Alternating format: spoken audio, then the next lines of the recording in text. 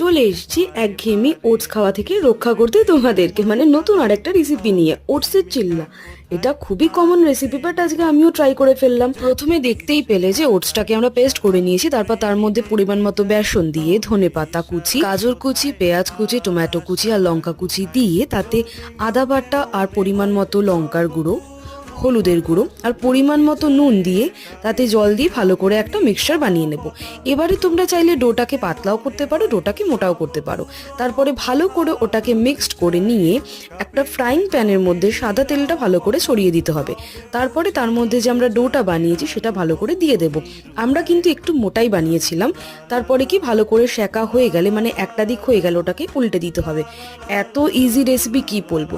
তারপরে সেটা নিজের ইচ্ছে মতো সার্ভ করো, আর একটা প্লেটের মধ্যে এরকম সাজিয়েও নিতে পারো, এর থেকে ভালোভাবেও সাজাতে পারো। আর এই গরম গরম ওটসের চিল্লা সসে ডিপ করে স্যালাডের সাথে খেতে জাস্ট ইয়াম্মি লাগে।